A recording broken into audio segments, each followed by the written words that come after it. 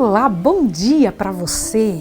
Louvado seja o nome do Senhor pela sua vida, por estarmos vivos agora e porque estamos envolvidos em missão. Você vai pregar essa mensagem, vai passar avante para um monte de gente. Passe para todos os seus amigos, peça para eles passarem para as pessoas adiante. Estamos no número 27 do nosso estudo e de agora em diante só profecias para nosso tempo, para sua casa e para a minha. Vamos orar?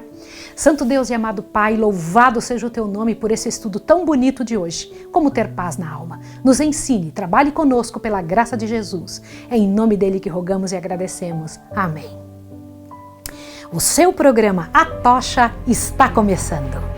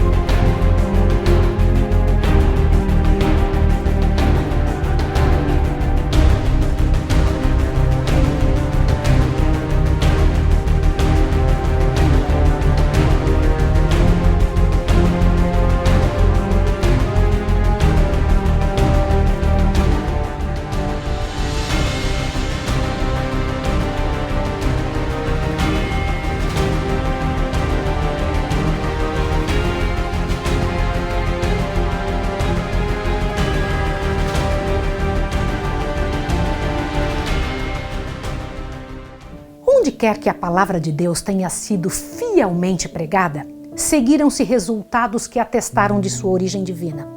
O Espírito de Deus acompanhou a mensagem de seus servos e a palavra era proclamada com poder. Os pecadores tinham sido despertados na sua consciência. A luz que alumia todo homem que vem ao mundo iluminava os íntimos recessos da alma e as coisas ocultas das trevas eram manifestas. Coração e espírito eram possuídos de profunda convicção. Convenciam-se do pecado, da justiça e do juízo vindouro. Tinham a intuição da justiça de Jeová e sentiam terror de aparecer em sua culpa e impureza perante aquele que examina detalhadamente os corações. Com angústia exclamavam: quem me livrará do corpo desta morte? Ao revelar-se a cruz do Calvário, com o infinito sacrifício pelos pecados dos homens, viam que nada, senão os méritos de Cristo, seria suficiente para a expiação de suas transgressões. Somente esses méritos poderiam reconciliar os homens com Deus. Com fé e humildade, aceitaram o Cordeiro de Deus que tira o pecado do mundo. Pelo sangue de Jesus, tiveram a remissão dos pecados, tanto dos pecados presentes quanto dos pecados passados. Aleluia! Louvado seja o nome de Deus. E agora eu vou ler para você o que aquelas almas produziram. Observe isso daqui agora para que você possa ver que quando uma pessoa decide se entregar a Deus, o que é que acontece? Observe. Aquelas almas produziram frutos de arrependimento, dignos de arrependimento. Creram e foram batizadas e levantaram-se para andar em novidade de vida. Como novas criaturas em Cristo Jesus, não para se conformarem aos desejos anteriores, mas pela fé no Filho de Deus, seguir-lhe os passos, refletir-lhes o caráter e purificar-se assim como ele é puro. As coisas que antes odiavam, agora amavam. As que antes amavam, passaram a odiar. Os orgulhosos e presunçosos tornaram-se mansos e humildes de coração. Os vaidosos e arrogantes se fizeram sérios e acessíveis. Os profanos se tornaram reverentes, sóbrios os bêbados, os devassos puros. As modas vãs do mundo foram postas de parte. Os cristãos procuravam não enfeite exterior do frisado de cabelos, nem o uso de joias de ouro na compostura dos vestidos, mas o homem encoberto do coração, no incorruptível traje de um espírito manso e quieto, que é precioso aos olhos de Deus. 1 Pedro 3, 3 e 4. Os despertamentos resultaram em profundo exame de coração e de humildade. caracterizavam-se pelos solenes e fervorosos apelos ao pecador, pela terna misericórdia para com a aquisição efetuada pelo sangue de Cristo. Homens e mulheres oravam e lutavam com Deus pela salvação de almas. Os frutos de semelhantes avivamentos eram vistos nas almas que não recuavam da renúncia e do sacrifício, mas que regozijavam-se de que fossem consideradas dignas de sofrer o vitupério e a provação por amor de Cristo. Notava-se uma transformação na vida dos que tinham professado o nome de Jesus. A comunidade se beneficiava por sua influência. Uniam-se com Cristo e semeavam no Espírito, a fim de ceifar a vida eterna. Que frase bonita, não é? Podia-se dizer deles: fostes contristados para o arrependimento, porque a tristeza, segundo Deus, opera arrependimento para a salvação, da qual ninguém se arrepende, mas a tristeza do mundo opera a morte. Porque quanto cuidado não produziu isto mesmo em vós, que segundo Deus fostes contristados? Que apologia, que indignação, que temor, que saudades, que zelo, que vingança. Em tudo mostrastes estarem puros nesse negócio. 2 Coríntios 7, 9 a 11. Esse é o resultado da obra do Espírito de Deus. Não há prova de genuíno arrependimento, a menos que ele opere reforma na vida. Deixa eu comentar isso com você. É muito importante você entender. Cristãos que aceitam a Deus, que vão à frente numa música bonita que ouvem, e então pelo momento ali, pelo coração envolvido por aquela música, se entregam a Deus, voltam para casa e vivem a mesma vida, não receberam a mudança do Senhor. A mudança de Deus opera nova vida. Essa é a verdade. Restauração da vida passada para uma nova vida presente. Não é uma maquiagem por fora, é algo no coração. Se restitui o penhor, devolve o que tinha roubado, confessa os pecados e ama Deus e seus semelhantes. Pode o pecador estar certo de que encontrou paz com Deus. Foram estes os efeitos que em anos anteriores se seguiram às ocasiões de avivamento religioso. Julgados pelos seus frutos, sabiam-se que eram abençoados por Deus para a salvação dos homens e para reerguimento da humanidade. Muitos dos despertamentos dos tempos modernos têm, no entanto, apresentado um notável contraste com estas manifestações de graça divina que nos tempos primitivos se seguiam aos labores dos servos de Deus. É verdade que se desperta grande interesse. Muitos professam conversão e há larga afluência às igrejas. As igrejas hoje estão lotadas. No entanto, os resultados não são de molde a autorizar a crença que houve um aumento correspondente da verdadeira vida espiritual. Se entrou bastante gente na igreja, tem que haver vida espiritual no mesmo tanto de gente que entrou. A luz que chameja por algum tempo logo fenece e deixando as trevas mais densas do que antes. Do que é que eu estou falando? Para você entender melhor, observe isso daqui. Avivamentos populares são muitas vezes conseguidos por meio de apelos à imaginação, excitando-se as emoções, satisfazendo-se o amor ao que é novo e surpreendente. Conversos ganhos dessa maneira têm pouco desejo de ouvir a mensagem bíblica. Eles não querem ouvir a verdade da Bíblia. Pouco interesse no testemunho dos profetas e apóstolos. A menos que o culto assuma algo de caráter sensacional, não lhes oferece atração. Não é atendida a mensagem que apele para a razão desapaixonada. As claras advertências da palavra de Deus, que diretamente se referem a seus interesses eternos, não são tomadas a sério. Compreende a seriedade de aceitar um reavivamento só pela emoção e não pelo que está escrito na palavra? Por toda alma verdadeiramente convertida, a relação com Deus e com as coisas eternas será o grande objetivo da vida. Mas onde, nas igrejas populares de hoje, o espírito de consagração a Deus? Os conversos não renunciam ao orgulho, o amor ao mundo, não estão mais dispostos a negar-se, tomar a cruz e seguir o manso e humilde Nazareno do que estiveram antes de se converter. Do que eu estou falando? Hoje em dia você vê uma quantidade imensa de pessoas envolvidas no seguinte, só para você entender o que é que eu estou falando. Existe discoteca gospel, carnaval gospel, cerveja gospel. Existe uma série de situações que Deus não apoia de jeito nenhum e que as pessoas só para colocar uma capa por cima para dizer que é cristão. A religião tornou-se o entretenimento dos incrédulos e céticos, porque tantos que são portadores de seu nome lhe desconhecem os princípios. O poder da piedade quase desapareceu de muitas das igrejas. Piqueniques, representações teatrais nas igrejas, quermesses, casas elegantes, ostentação pessoal desviaram-se de Deus os pensamentos. Terras e bens e ocupações mundanas absorvem a mente e as coisas de interesse eterno mal recebem atenção passageira.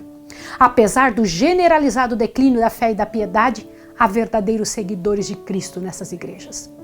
Antes dos juízos finais de Deus caírem sobre a terra, antes de Deus mandar os seus juízos, haverá entre o povo do Senhor tal avivamento da primitiva piedade como não fora testemunhado desde os tempos apostólicos. Sabia disso?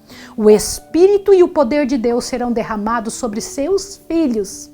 Naquele tempo, muitos se separarão das igrejas em que o amor deste mundo suplantou o amor a Deus e a sua palavra. Você entendeu isso? O Espírito de Deus fará com que pessoas sinceras dentro dessas igrejas equivocadas saiam de lá. Muitos, tanto pastores como leigos, aceitarão alegremente as grandes verdades que Deus providenciou fossem proclamadas no tempo presente, a fim de preparar um povo para a segunda vinda do Senhor. O inimigo das almas deseja estorvar esta obra. E antes que chegue o tempo para tal movimento, ele se esforça para impedi-la, introduzindo uma contrafação. Procura saber o que significa isso, contrafação. Nas igrejas que puder colocar sob seu poder sedutor, fará parecer que a bênção especial de Deus foi derramada. Manifestar-se-á o que será considerado como grande interesse religioso. Multidões exultarão de que Deus esteja operando. Eles esperam assim, Deus está operando maravilhosamente através de nós, quando a obra é de outro espírito. Sob o disfarce religioso, Satanás procurará estender sua influência sobre o mundo cristão. É claro, a luta dele é com relação ao mundo cristão, ele teme os cristãos do Senhor. Em muitos dos avivamentos ocorridos durante o último meio século, tem estado a operar, em maior ou menor grau, as mesmas influências que se manifestarão em movimentos mais extensos no futuro. Há um excitamento emotivo, mistura do verdadeiro com o falso, muito apropriado para transviar as mentes das pessoas. Contudo, ninguém necessita ser enganado. Aleluia! À luz da palavra de Deus, não é difícil determinar a natureza desses movimentos. Onde quer que os homens negligenciem o testemunho das Escrituras Sagradas, desviando-se das verdades claras que servem para provar a alma e que exigem a renúncia de si mesmo e a do mundo, podemos estar certos que ali não é outorgada a bênção de Deus. Você ouviu isso? Você precisa prestar atenção nisso. Do que eu estou falando? Se você está numa igreja onde o pessoal fala muito de Deus, mas não quer seguir o que diz a palavra de Deus, a bênção do Senhor não pode estar lá. Pela regra que o próprio Cristo deu, pelos seus frutos os conhecereis. Mateus 7,16. É evidente que esses movimentos não são obras do Espírito de Deus. Por que eu estou falando isso? É preciso você compreender que, embora se fale muito de Jesus, nem todo o que diz Senhor, Senhor entrará no reino de Deus. Observe essa parte agora que eu vou ler para você. Nas verdades de sua palavra, Deus deu aos homens a revelação de si mesmo, e a todos os que as aceitam servem de escudo contra os enganos de Satanás. Foi a negligência destas verdades que abriu a porta aos males que tanto se estão generalizando agora no mundo religioso. Tem-se perdido de vista em grande parte a natureza e importância da lei de Deus. Uma concepção errônea do caráter, perpetuidade e vigência da lei divina tem ocasionado erros quanto à conversão e santificação, resultando em baixar na igreja a norma da piedade. Aqui deve ser encontrado o segredo da falta do Espírito e poder de Deus nos avivamentos de nosso tempo.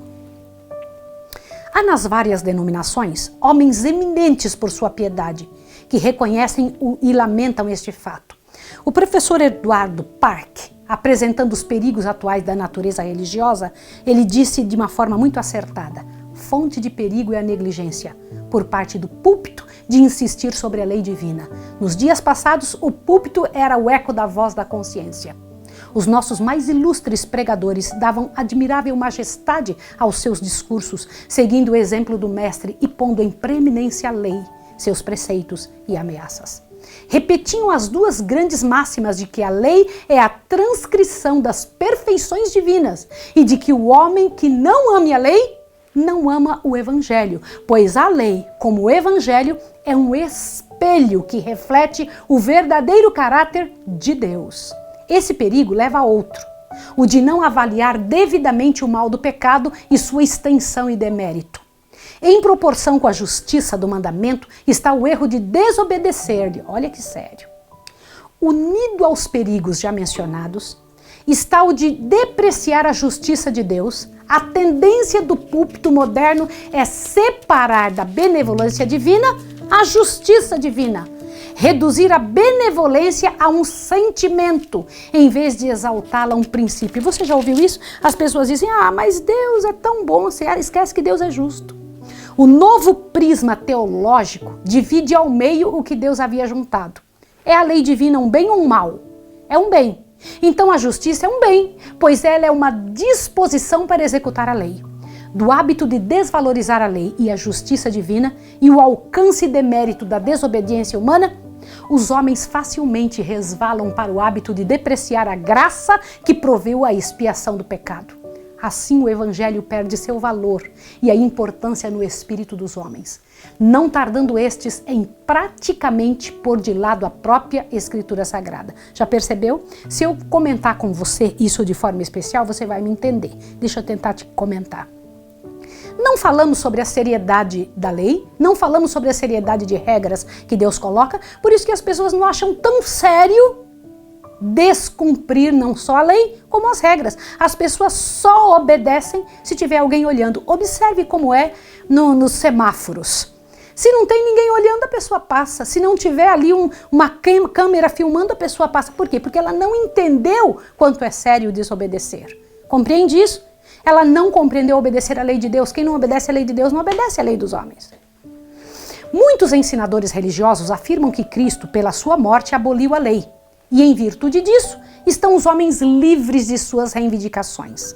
Alguns há que a representam como um jugo penoso e, em contraste com a servidão da lei, apresentam a liberdade a ser gozada sob o Evangelho. Olha que absurdo. Eles dizem, Deus já aboliu, eu posso fazer o que eu quiser. Não foi, porém, assim que profetas e apóstolos consideravam a santa lei de Deus. Davi disse assim, andarei em liberdade, pois busquei os teus preceitos. Salmo 119, 45.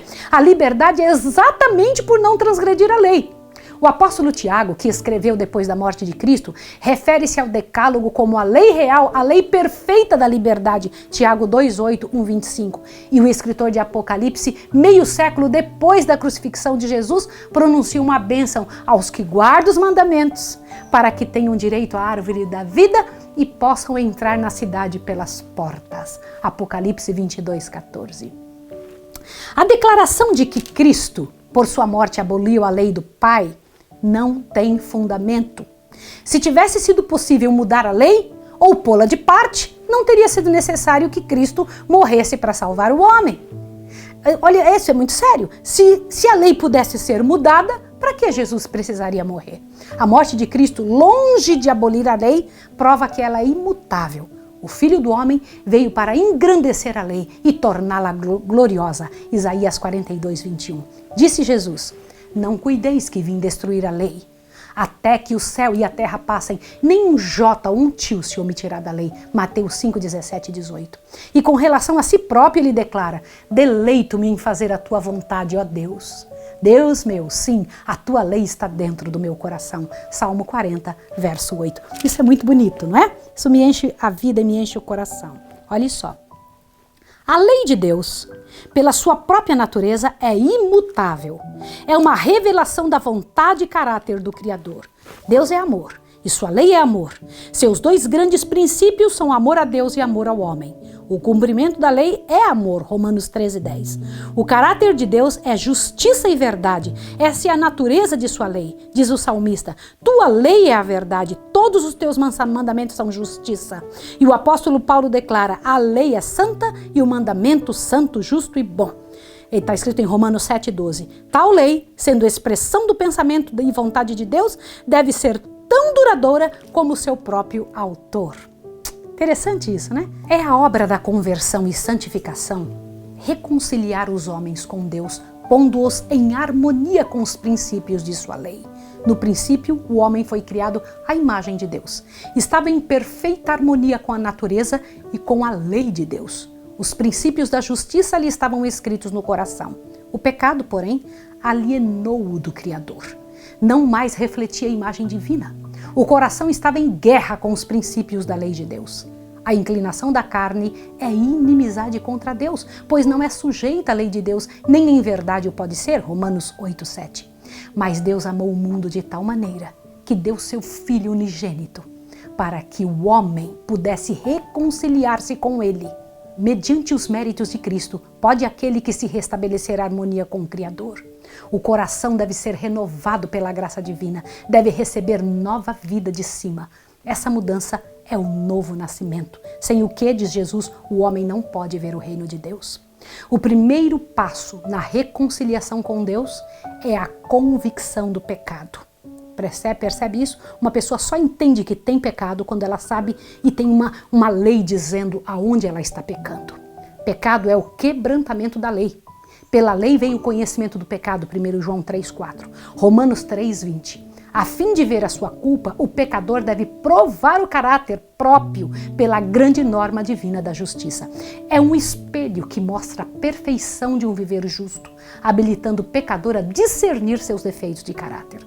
A lei revela ao homem os seus pecados, mas não provê remédio. Presta atenção nisso. Ao mesmo tempo que promete vida ao obediente, declara que a morte é um quinhão do transgressor. Unicamente o Evangelho de Cristo o pode livrar da condenação ou contaminação do pecado. Deve ele exercer o arrependimento em relação a Deus, cuja lei transgrediu, e fé em Cristo, seu sacrifício expiatório. Obtém assim a remissão dos pecados passados e se torna então participante da natureza divina. É filho de Deus, tendo recebido o Espírito de adoção pelo qual clama, Abba, Pai. Deixa eu comentar uma coisa com você. A lei não salva. Quem salva é Jesus, mas a lei serve para quê? Para mostrar onde você está errado. O que é que você precisa arrepender-se? É como um espelho. É como se você olhasse para a lei e aquele espelho mostra para você aonde está sujo no seu caráter. Estaria agora na liberdade de transgredir a lei de Deus? Alguém que foi salvo por Jesus? Diz Paulo, anulamos, pois, a lei pela fé? De maneira nenhuma. Antes estabelecemos a lei. Nós que estávamos mortos para o pecado, como viveremos ainda nele? E João declara, esta é a caridade de Deus, que guardemos os seus mandamentos. E os seus mandamentos não são pesados. Romanos 3:31 e Romanos 6:2-1 e João 5:3. No novo nascimento, o coração é posto em harmonia com Deus ao colocar-se em conformidade com a sua lei. Quando essa poderosa transformação se efetua no pecador, passou ele da morte para a vida, do pecado para a santidade, da transgressão e rebelião para a obediência e lealdade. Terminou a velha vida de afastamento de Deus, começando a nova vida de reconciliação, de fé e de amor. Então, a justiça da lei se cumpre em nós, que não andamos segundo a carne, mas segundo o Espírito. Romanos 8, verso 4. E a linguagem da alma será, quanto amo a tua lei. É a minha meditação em todo dia. Salmo 119, 97. A lei do Senhor é perfeita e refrigera a alma. Salmo 19, 7. Sem a lei, os homens não têm uma concepção justa da pureza e da santidade de Deus, ou da culpa e impureza deles mesmos. Não têm verdadeira convicção do pecado e não sentem necessidade de arrependimento. Compreende? É sério isso. Não vendo a sua condição perdida como transgressores da lei de Deus, não se compenetram da necessidade do sangue de Cristo, do sangue expiatório de Jesus. A esperança de salvação é aceita sem a mudança radical do coração ou a reforma de vida. São assim abundantes as conversões superficiais e unem-se às igrejas multidões que nunca se uniram a Cristo de verdade. De outra maneira, teorias errôneas sobre a santificação, procedente da negligência ou rejeição da lei divina, ocupam um lugar preeminente nos movimentos religiosos da época. Essas teorias não somente são falsas no que respeita à doutrina, mas também, presta atenção nisso, são perigosas nos resultados práticos. E o fato de que se esteja tão geralmente alcançando a aceitação torna duplamente essencial que todos tenham clara compreensão do que as Escrituras ensinam a tal respeito. Isso é muito sério. Quando eu paro para pensar nisso, meu coração fica pensando, eu fico preocupada. Mas eu vou ler uma coisa para você aqui, o que é que Deus chama de a verdadeira santificação. Observa, olha só. A verdadeira santificação é doutrina bíblica. O apóstolo Paulo, em carta à igreja de Tessalônica, declara: esta é a vontade de Deus, a vossa santificação, e roga, e o mesmo Deus de paz vos santifique em tudo. 1 Tessalonicenses 4, 5, 23. A Bíblia ensina claramente o que é a santificação e como deve ser alcançada. O Salvador orou pelos discípulos: santifica-os na verdade. A tua palavra é a verdade. Você entendeu a seriedade disso? Como é que Deus espera que haja santificação em alguém? Na verdade. Olhe bem, São João 17, 17. E Paulo ensina que os crentes devem ser santificados pelo Espírito Santo. Romanos 15, 16. Qual é a obra do Espírito Santo? Olhe só isso aqui. Disse Jesus aos discípulos: quando vier aquele Espírito da verdade, ele vos guiará o quê? A toda a verdade. São João 16, 13. Isso não é sério? Não é interessante você perceber como a Bíblia se ajusta e se acopla direitinho? E o salmista declara: tua lei é a verdade. Pela palavra e Espírito de Deus se revelam aos homens os grandes princípios de justiça incorporados em sua lei. E desde que a lei de Deus é santa, justa e boa, e cópia da perfeição divina, segue-se que o caráter formado pela obediência àquela lei, então será santo. Cristo é um exemplo perfeito de semelhante caráter. Diz ele: eu tenho guardado os mandamentos de meu Pai. Eu faço sempre o que lhe agrada. São João 15, 10, 8 e 29.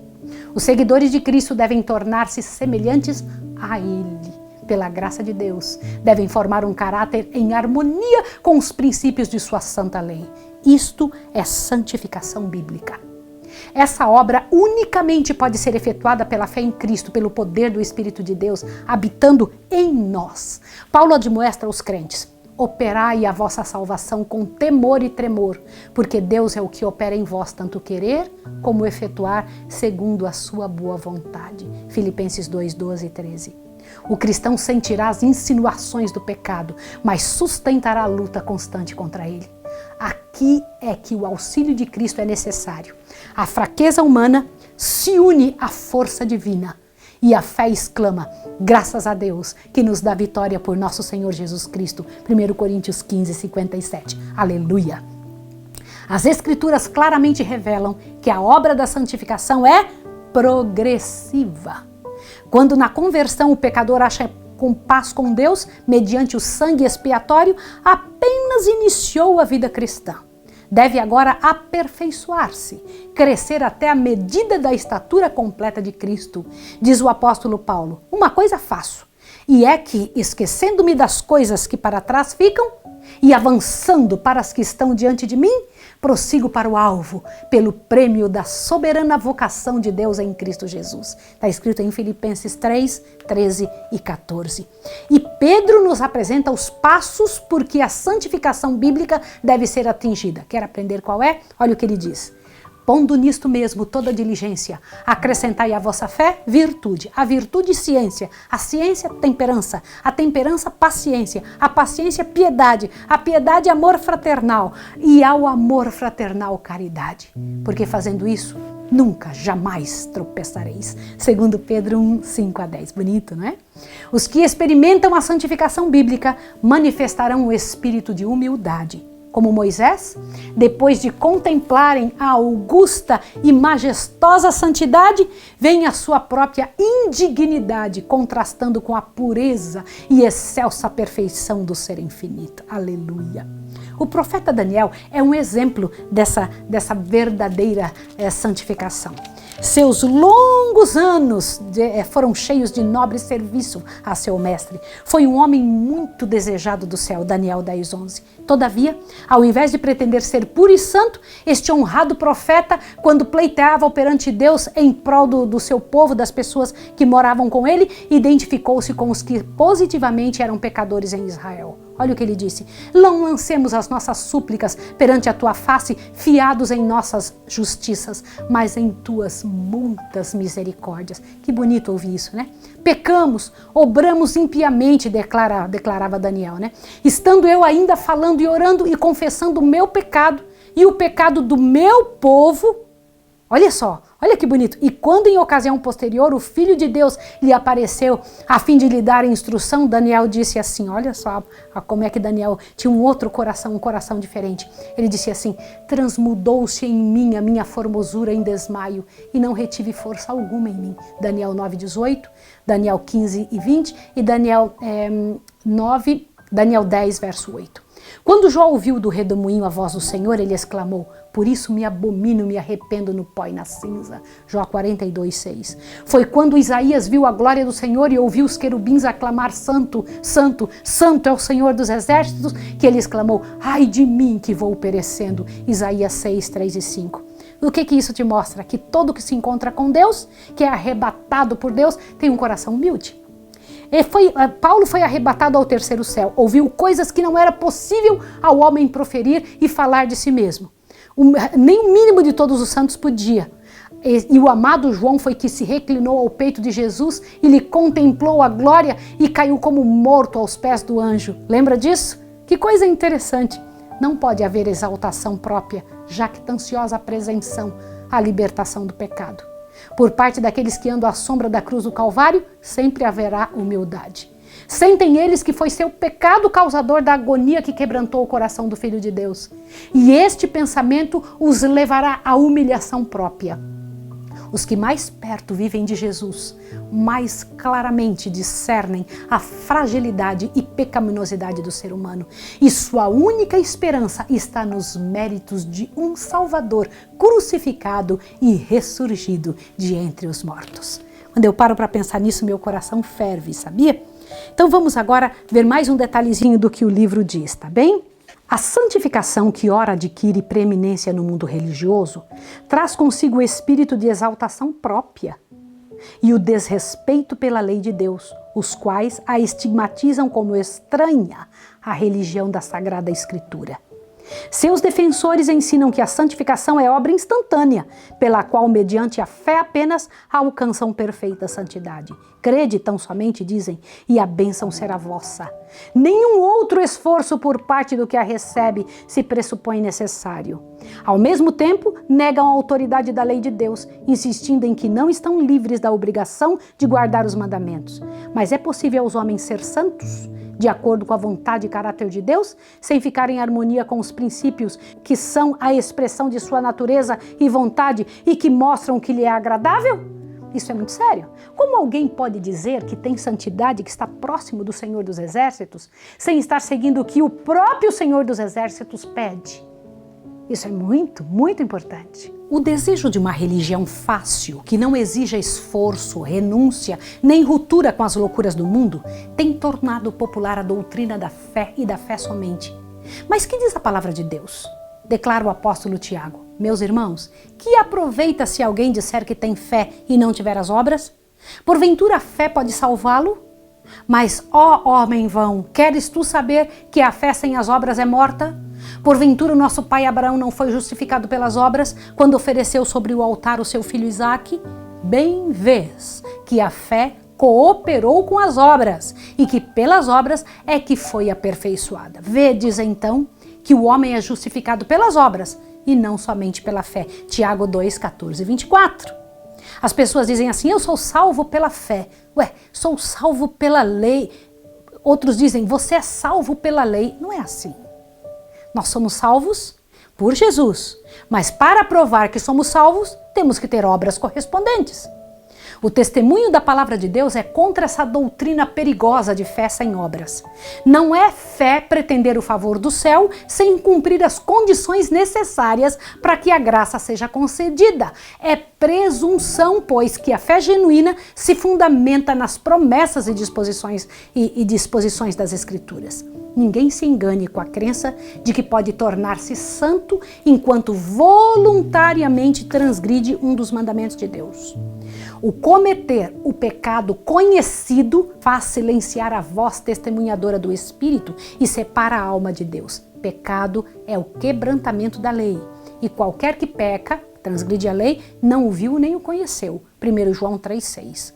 Conquanto João em suas epístolas trate tão amplamente do amor, não hesita todavia em revelar o verdadeiro caráter dessa classe de pessoas que pretende ser santificada e ao mesmo tempo em que vive a transgredir a lei de Deus. Aquele que diz, eu o conheço, e não guarda os seus mandamentos, é mentiroso e nele não está a verdade. Mas qualquer que guarda a sua palavra, o amor de Deus nele está aperfeiçoado. Não é lindo isso? Isso é fantástico. 1 João 2, 4 e 5. Essa é a pedra de toque de toda a profissão de fé. Não podemos atribuir santidade a qualquer pessoa sem aferi-la pela medida da única norma divina de santidade, aquela que no céu e na terra existe. Se os homens não sentem o peso da lei moral, se amesquinham e consideram levianamente os preceitos de Deus, se violam o menor desses mandamentos, se assim ensinam aos homens, não serão de nenhum apreço à vista do céu. E podemos saber que suas pretensões são destituídas de fundamento. E você tem que pensar sobre isso, essa é a verdade. E se a alegação de estarem sem pecado é em si mesma evidência de que aquele que a alimenta longe está de ser santo, é porque não tem nenhuma concepção verdadeira da infinita pureza e da santidade de Deus, ou do que devem ser os que se hão de harmonizar com seu caráter. É porque não aprendeu o verdadeiro conceito de pureza e perfeição supremas de Jesus, bem como da malignidade e horror do pecado, que o homem às vezes pode até se considerar santo. Quanto maior a distância entre ele e Cristo, e quanto mais impróprias forem suas concepções do caráter e dos requisitos divinos, tanto mais justo parecerá a seus próprios olhos. Sério isso, não é? Isso me faz pensar muito. A santificação apresentada nas Escrituras compreende o ser inteiro, espírito, alma e corpo. Paulo orou pelos Tessalonicenses para que todo o seu espírito, alma e corpo fossem plenamente conservados, irrepreensíveis para a vinda de nosso Senhor Jesus Cristo. Isso está em Tessalonicenses 5, verso 23. Outra vez escreve ele aos crentes: rogo-vos, pois, irmãos, pela compaixão de Deus, que apresenteis os vossos corpos em sacrifício vivo, santo e agradável a Deus, que é vosso culto racional. Romanos 12, 1. No tempo do antigo Israel, toda oferta trazida como sacrifício a Deus era cuidadosamente examinada. Se descobria qualquer defeito no animal apresentado, era rejeitado. Por quê? A oferta trazida para Deus não podia ter defeito. Como então nos ofertamos a Deus de outra maneira? Por que era assim que Deus queria a oferta? Pois que Deus recomendara que a oferta fosse sem mancha. Assim se ordena aos cristãos que apresentem seu corpo em sacrifício vivo, santo e agradável a Deus. A fim de fazerem isto, todas as faculdades devem ser conservadas na melhor maneira possível. Todo uso ou costume que enfraqueça a força física ou mental inabilita o homem para o serviço de seu Criador. Eu vou dar uma pausa aqui para você entender. Você ouviu isso? Tudo que fazemos que traga alguma fraqueza para o nosso corpo, alguma fraqueza para o nosso organismo, Deus entende como pecado, porque a pessoa fica inapta para ter uma boa comunhão com Deus. Isso é muito sério. Olhe bem. E agradar-se a Deus com qualquer coisa que seja menos do que o melhor que possamos lhe oferecer, disse Cristo, amarás o Senhor teu Deus do quê? De todo o coração, de toda a tua alma. Os que amam a Deus de todo o coração desejarão prestar-lhe o melhor serviço de sua vida. Estarão constantemente procurando por toda a faculdade de seu ser em harmonia com as leis que o tornarão aptos a fazer a sua vontade. Não aviltarão nem mancharão pela condescendência, com apetite, com paixões, a oferta que apresentam ao seu Pai Celestial. Diz Pedro, peço-vos que vos abstenhais das concupiscências carnais que combatem contra a alma. 1 Pedro 2,11. Toda condescendência pecaminosa tende a embotar as faculdades e a destruir o poder da percepção mental e espiritual. E a palavra ou o Espírito de Deus apenas poderão impressionar debilmente o coração. Que sério isso, né? Paulo escreveu aos Coríntios: purifiquemo-nos de toda imundícia da carne e do espírito, aperfeiçoando a santificação no temor de Deus. 2 Coríntios 7,1. E entre os frutos do Espírito, caridade, gozo, paz, longanimidade, benignidade, bondade, fé, mansidão, enumera também a temperança. Gálatas 5, 22 e 23. O que é isso? De onde vem isso? Por que é que se fala a respeito disso? Observe agora para que você possa entender. A despeito dessas declarações inspiradas, quantos professos cristãos se acham a debilitar suas faculdades em busca de ganhos ou na adoração da moda? Quantos há que estão a aviltar a varonilidade à semelhança de Deus pela glutonaria, pelo beber vinho, pelos prazeres proibidos? E a igreja, em vez de reprovar, muitas vezes promove o mal, apelando para o apetite, para o desejo de lucros ou para o amor ao prazer, a fim de encher o seu tesouro, que o amor a Cristo é demasiado fraco para suprir. Se Jesus entrasse nas igrejas de hoje e visse as festas e comércio iníquo ali providos em nome da religião, não expulsaria ele a estes profanadores, assim como baniu do templo os cambistas? Isso é sério? O apóstolo Tiago declara que a sabedoria de cima é primeiramente pura. Houvesse ele encontrado os que proferem o precioso nome de Jesus com lábios poluídos pelo fumo, aqueles cujo hálito e pessoas se acham contaminados pelo seu desagradável odor e que corrompem o ar do céu, forçando a todos ao seu redor a respirar este veneno, sim, houvesse o apóstolo tomado conhecimento da prática tão contrária à pureza do evangelho, e não teria ele denunciado como terrena, animal e diabólica? Escravos do fumo, pretendendo a bênção da santificação completa, falam sobre sua esperança do céu, mas a palavra de Deus claramente diz que não entrará nela coisa alguma que a contamine. Apocalipse 21, 27. Não sabeis que o vosso corpo é o templo do Espírito Santo, que habita em vós? Olha que coisa séria. Provenientes de Deus, e que não sois de vós mesmos? Porque fostes comprados por um bom preço, glorificai, pois, a Deus no vosso corpo e no vosso espírito, os quais pertencem a quem? A Deus. 1 Coríntios 6, 19 e 20. Aquele cujo corpo é o templo do Espírito Santo não se escravizará por hábito pecaminoso. E o que se chama por hábito pecaminoso? Qualquer coisa que Deus não permita. Suas faculdades pertencem a Cristo, que o comprou com seu preço de sangue. Sua propriedade é do Senhor. Como poderia ficar sem culpa, malbaratando o capital que lhe é confiado? Espera só um minutinho que eu preciso falar uma coisa com vocês. O corpo nos foi confiado. Deus confiou a nós esse corpo. E nós o tornamos barato pelas coisas que colocamos dentro. Isso é coisa muito séria. Um carro que nós compramos, nós não colocamos qualquer tipo de gasolina. Nós não colocamos qualquer tipo de combustível. Temos que pensar muito bem, porque senão estraga aquele carro. Nós valemos muito mais do que um carro. Você tem que pensar sobre isso. E, aliás, não somos de nós mesmos, valemos o sangue de Jesus. Cristãos professos despendem anualmente soma considerável com inúteis e perniciosas condescendências, enquanto almas estão perecendo à falta da palavra de Deus. Deus é roubado nos dízimos e ofertas, enquanto consomem no altar das destruidoras paixões aquilo que podia ter sido dado para o sustento do evangelho. Se todos os que professam ser seguidores de Cristo fossem verdadeiramente santificados, se eles tivessem santificado seus meios, em vez de serem gastos com desnecessárias e mesmo nocivas condescendências, reverteriam para o tesouro do Senhor, e os cristãos dariam exemplo de temperança, renúncia e de sacrifício. Seriam então a luz do mundo. O mundo está entregue à satisfação de si mesmo. Você pode acreditar isso, essa é a verdade. A concupiscência da carne, a concupiscência dos olhos, a soberba da vida, isto domina as massas populares. Os seguidores de Cristo, porém, possuem uma vocação mais elevada. Olha o que Deus diz. saí do meio deles e apartai-vos, diz o Senhor, e não toqueis nada imundo. À luz da palavra de Deus, estamos autorizados a declarar que não pode ser genuína santificação que não opere a completa renúncia de todo desejo pecaminoso e prazeres do mundo. Sério isso, não é? Isso é verdade. Aos que satisfazem as condições, saí do meio deles e apartai-vos, e não toqueis nada imundo, a promessa de Deus é: eu vos receberei, e eu serei para vós pai, e vós sereis para mim filhos e filhas, diz o Senhor Todo-Poderoso. 2 Coríntios 6, 17 e 18.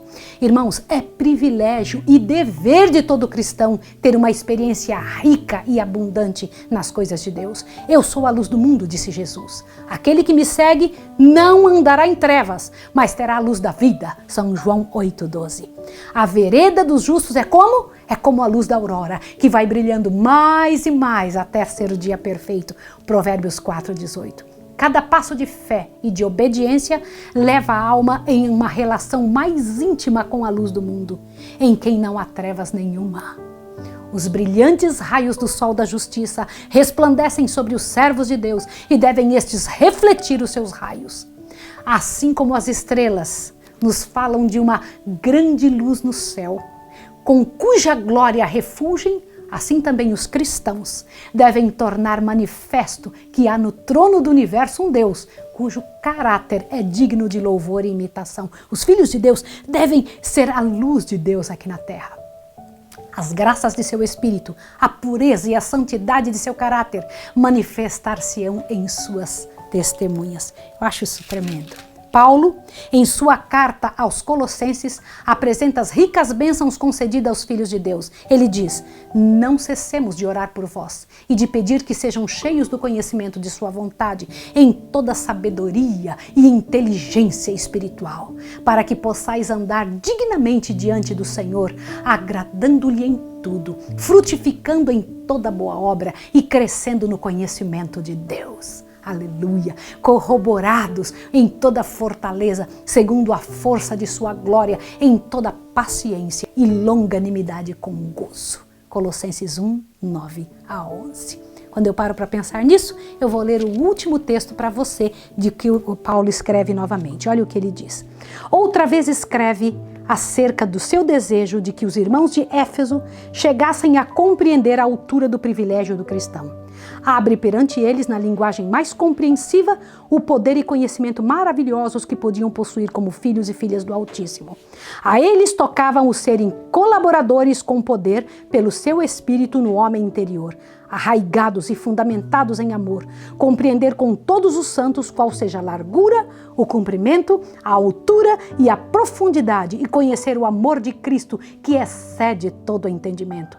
Mas a oração do apóstolo atingiu o auge do privilégio quando ora para que sejais cheios de toda plenitude de Deus. Efésios 3, 16 e 19. E nós vamos terminar agora com mais este pedacinho para você entender essa seriedade. Aqui se revelam as culminâncias do aperfeiçoamento a que podemos atingir pela fé nas promessas de nosso Pai Celestial, quando cumprimos os seus preceitos. Mediante os méritos de Cristo, temos acesso ao trono do poder infinito, aquele que nem mesmo ao seu Filho poupou, antes o entregou por todos nós. Como não nos dará também com ele todas as coisas? Romanos 8:32. O Pai deu seu Filho, seu Espírito sem medida, e também nós podemos participar de sua plenitude, diz Jesus. Se vós, sendo maus, sabeis dar boas dádivas aos vossos filhos, quanto mais dará o Pai Celestial, o Espírito Santo, àqueles que lhe pedirem? Lucas 11, verso 13.